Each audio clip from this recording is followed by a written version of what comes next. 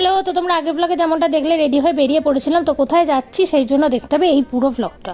তো সে মতনই আমি আর মা রেডি হয়ে চলে এসেছিলাম হাতিবাগান আরসালানে, যেখানে আমি আগে প্রচুরবার এসেছি, অনেকবার খেয়েছি। আর এই আরসালানের বিরিয়ানি জানি না কেন প্রত্যেকটা আরসালানেই আমার খাওয়া, এটা যেন মনে হয় আমার কাছে সবচেয়ে বেশি বেস্ট। তো সেদিন যেহেতু নববর্ষের দিন ছিল, প্রচুর ওয়েটিং ছিল, বাট লাকিলি আমাকে আর মাকে দাঁড়াতেই হয়নি। যেহেতু আমরা দুজন ছিলাম, এটার একটা অ্যাডভান্টেজ পাওয়া গেছে, দুজনের টেবিলগুলো খালিই ছিল, সবাই বেশ অনেকজনকে নিয়ে গেছে। তো আমার আর মায়ের ওয়েটিংই ছিল না, আমরা গিয়েই চলে গেছি, আর নাম লেখাতে হয়নি। তবে গিয়ে দেখলাম বিরিয়ানির প্রাইস প্রচুর হাই হয়ে গেছে, যেটা হজম করতে আমার এখনও সময় লাগছে। তো আমরা একটা চিকেন স্পেশাল নিয়েছিলাম, যেটার দাম পড়েছিল 761।